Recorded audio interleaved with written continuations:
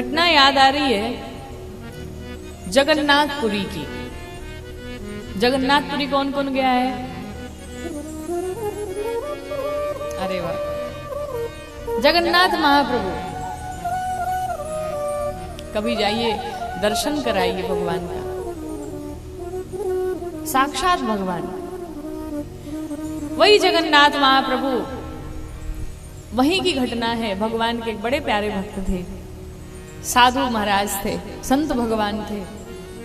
तो भगवान कृष्ण उनके साथ प्रतिदिन बातें किया करते थे, अपनी लीलाएं उनके साथ में किया करते थे।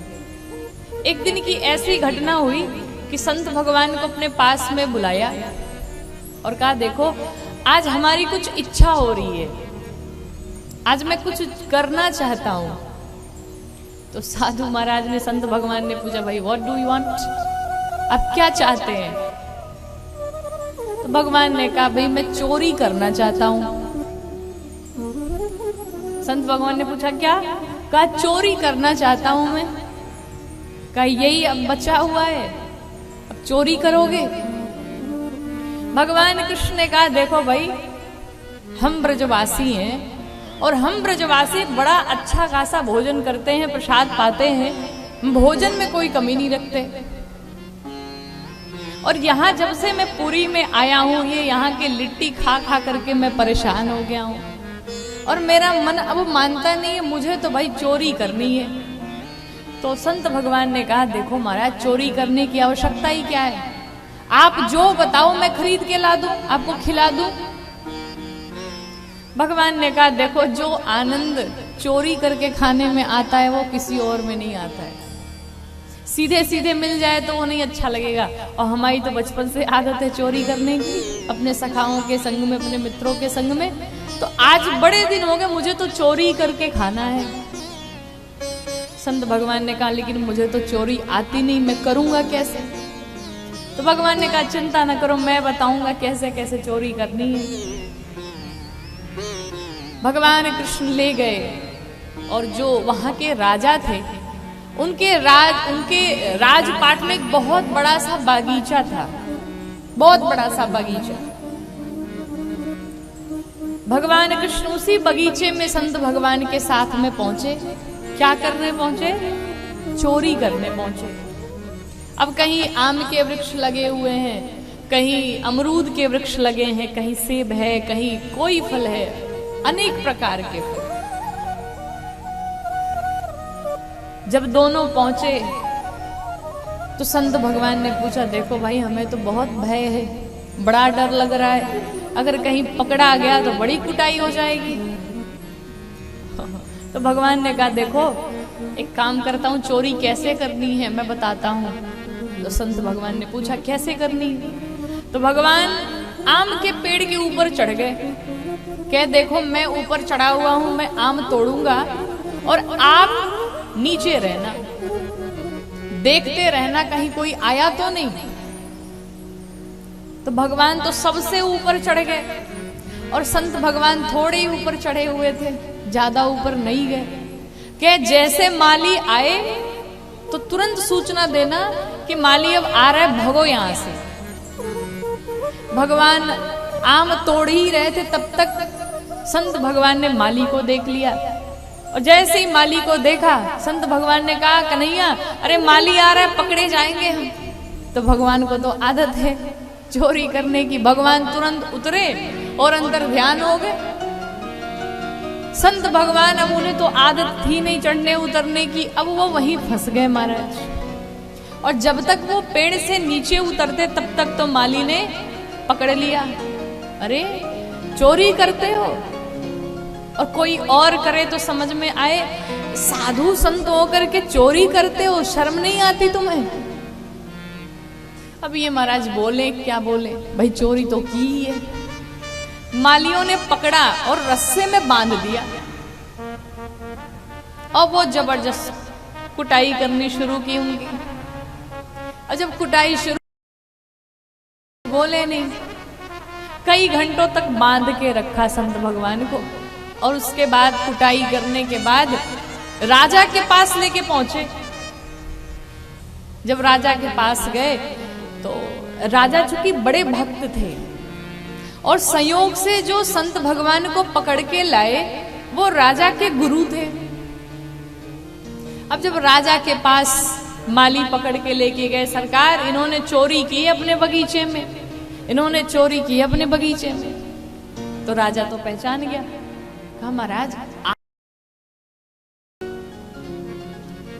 तो संत भगवान ने कहा देखो चिंता न करो, काम ही जब हमने चोरी का किया है तो सीधी सी बात है पकड़ा ही जाऊंगा और कुटाई तो होनी ही होनी है, इसमें इनकी कोई गलती नहीं है, अच्छी बात है, अब जो किया है वो तो भुगतना ही पड़ेगा। तो राजा ने पूछा एक बात बताओ महाराज, आपको चोरी करने की जरूरत क्या पड़ गई? ये आपका पूरा बागीचा है, आप क्यों चोरी किए? आप एक बार आदेश कर देते तो पूरा बागीचे का फल आपको दे देते। कहा मैंने चोरी नहीं की, मुझे चोरी करवाई गई जबरदस्ती। चोरी कराई गई, किसने कराई? कहा वही छलिया मोहन है, और दूसरा कौन हो सकता है? उसी ने चोरी कराई, और देखो चोरी तो कराई महाराज, अपने तो निकल लिया, हमें छोड़ दिया, और परिणाम मैं बधाऊं यहाँ के सामने। राजा ने पूछा बताओ महाराज वो थे कौन जिनके कारण आपको चोरी करनी पड़ी? संत भगवान ने कहा वो कोई और नहीं था, वो मेरे वृंदावन बिहारी लाल थे, वो मेरे जगन्नाथ प्रभु थे, वो मेरे बिहारी जी थे, वो मेरे श्री ठाकुर जी थे। राजा ने मेरे बागीचे में भगवान चोरी करने के लिए आए थे, मेरे बागीचे में भगवान फल खाने के लिए आए थे। उस राजा ने कहा ये तो मेरा परम सौभाग्य है, अब जाकर के भगवान से कह देना कि उन्हें चोरी करने की कोई आवश्यकता नहीं। राजा ने अपने सभी दरबारियों को बुलाया और पूरा बागीचा ही मां जगन्नाथ महाप्रभु के नाम लिख दिया, पूरा बागीचा ही भगवान को दे दिया, अपना सब कुछ दे दिया, सर्वस्व न्यौछावर कर दिया भगवान को। आप दे सकते हैं क्या?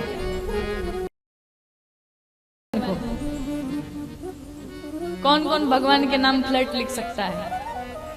अरे वाह वाह वाह, पूर्णिया वाले तो बड़े प्यारे हैं। देखो किसी को फ्लैट लिखने की आवश्यकता नहीं है, आप जिस घर में रह रहे हैं ना उसी घर को भगवान का घर समझिए, किसी को लिखने की आवश्यकता नहीं है। आप जिस घर में रहते हैं उसे ही अपना नहीं, उसे श्री ठाकुर जी का घर मान के रहिए। लेकिन हम लोग क्या करते हैं, ये हमारा घर है, ये हमारी मकान है, ये हमारा फ्लैट है, ये हमारा है, ये हम की जो भावना है, मैं की जो भावना है, इससे बचे रहिए। जो भी है सब श्री ठाकुर जी का है, सब जगन्नाथ महाप्रभु का है। उस राजा ने भी अपना पूरा बागीचा लिख दिया भगवान के नाम, प्रभु लीजिए, मुझे नहीं चाहिए, ये सब आपका ही तो है। और देना क्या है, किसको देना है? जब सब भगवान का ही है तो हम दें किसको? प्रभु ये लीजिए आप। अब संत भगवान चलते फिरते लंगड़ते हुए आए भगवान के पास, तो भगवान भी खूब आनंद करते हैं ना। भगवान ने कहा और महाराज कहाँ रुक गए थे आप बीच में, बड़े विलंब हो गए आपको आने में। भगवान कृष्ण ने जैसे ही संत भगवान से पूछा, अब संत भगवान को तो गुस्सा आया ही था क्योंकि इनकी तो कुटाई हुई थी।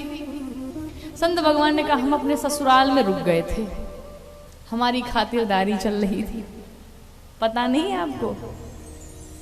नहीं बताओ बताओ कहाँ रुक गए थे, ये टेढ़े होते हुए क्यों चल रहे हो, क्या परेशानी हो गई? अरे महाराज आपके चक्कर में हमारी कुटाई हो गई बढ़िया, जो काम कभी नहीं किया वो आपके चक्कर में करना पड़ा।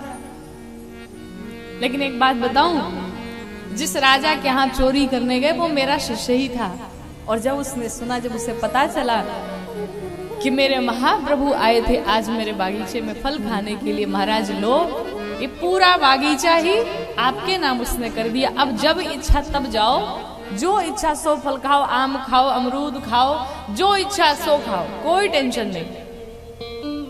भगवान कृष्ण मुस्कुरा के कहते हैं देखो जो आनंद चोरी करके खाने में है वो आनंद तो मुझे ऐसे नहीं मिलता। कहने का अर्थ है भगवान ऐसी ऐसी अनेक लीलाएं अपने भक्तों के साथ करते रहते हैं, और किस कारण करते हैं? सिर्फ और सिर्फ प्रेम के कारण करते हैं, दूसरा कोई कारण नहीं है।